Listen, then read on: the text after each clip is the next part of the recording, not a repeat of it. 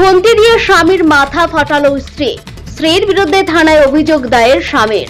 উত্তর 24 পরগনার বাগদার মেহরানের বাসিন্দা কামাল হোসেন মণ্ডল সোমবার রাতে মাথায় ব্যান্ডেজ নিয়ে বাগদা থানায় স্ত্রী রাকিবা মণ্ডলের বিরুদ্ধে অভিযোগ দায়ের করেন। কামালের অভিযোগ, মায়ের সঙ্গে বনিবানা না থাকার কারণে স্ত্রীকে নিয়ে বিয়ের পর থেকে অন্যত্র ভাড়া থাকে, কিন্তু তাদের বাচ্চা ঠাকুমার কাছে কেন গিয়েছিল তা নিয়ে রাগ করে শুয়েছিল স্ত্রী। তাকে পা ধরে ডাকতেই খুন্তি দিয়ে কামালের মাথায় আঘাত করে রাকিবা। খুন্তির আঘাতে কামালের মাথা ফেটে যায়। পরবর্তীতে বাগদা গ্রামীণ হাসপাতালে প্রাথমিক চিকিৎসার পরে কামালের স্ত্রী রাকিবা মণ্ডলের বিরুদ্ধে বাগদা থানায় লিখিত অভিযোগ দায়ের করেন। কামালের অভিযোগ, শাশুড়ির ইন্ধনে স্ত্রী তার উপরে মানসিক নির্যাতন করে, বাচ্চাটাকে মারধর করে, বাচ্চাকে ঠাকুমার কাছে যেতে দেয় না। প্রতিবাদ করলে তাকে মামলার ভয় দেখানো হয়। কামাল জানিয়েছে সে চায় পুলিশের সঠিক বিচার করুক। অভিযোগ পেয়ে ঘটনার তদন্ত শুরু করেছে বাগদা থানার পুলিশ। এরকম আমার বউ আমার মেরে মাথা ফাটিয়ে দিয়েছে খুন্তি দিয়ে। আমার ছেলে ছিল আমার মায়ের কাছে।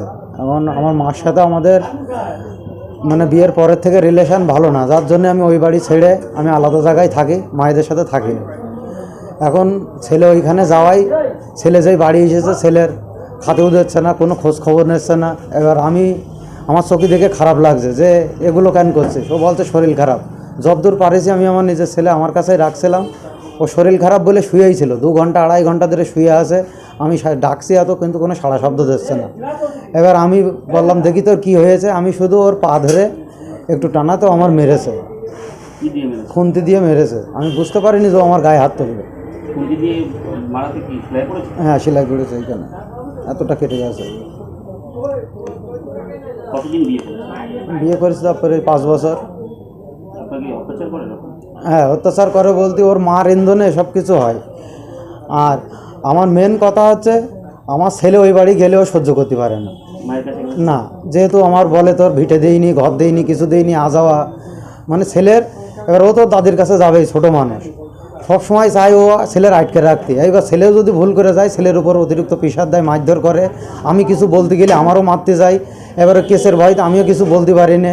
কিছু বললেই কেস করব, এ করব, তা করব, বটি উঁচু করে, হেসে মারতে যাই।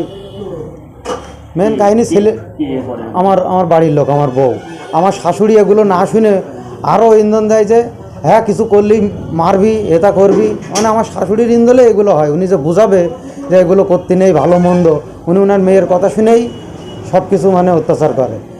মূল কাহিনী আমার ছেলের ওই বাড়িও যেতেই দিতে চায় না। এবার ও ছোটো মানুষ, আমি কী করে বেঁধে রাখবো? ও তো ছোটো মানুষ, ও যাবে ও দাদির কাছে। এবার ও যদি যায় ওইটুকুনি বাচ্চার পর অত্যাচার করবে, আমি বলতে গেলে আমারও ধরে ঠেঙাবে। রাকিবা মণ্ডল, মেহরান। আমার নাম কামাল হোসেন। হ্যাঁ, হ্যাঁ। আমার শাশুড়ি আর আমার বউ মিলে আমার প্রচুর টর্চার করে। আমি গরিব মানুষ, আমার কোনো মান সম্মান ইজ্জত দেয় না, আমার ইগনোর করে। কিছু বলতে গেলেই শাশুড়ি বলে চলে আয়, ওরম সংসার করতে হবে না, আমি তোর অন্য জায়গায় বিয়ে শাদি দেবো। কিন্তু আমার তো একটা বাচ্চা হয়ে গেছে, বাচ্চার মুখ পানেছে, ওরা যা টর্চার করে আমি নীরবে সহ্য করি। যে বাচ্চাটার মা থাকতো মা থাকবে না, বাপ থাকতো বাপ থাকবে না, তা আমি আর একটা প্রতিবাদ শাস্তি চাই। ঠিক আছে, আমি মারলে তো আমার কেস হয়, কিন্তু মেয়ে বউতি আমার ধরে ঠেঙাচ্ছে, আমি তো প্রতিবাদ করছি, এর একটা সঠিক বিচার চাই আমি। আপনার নাম? কামাল হোসেন।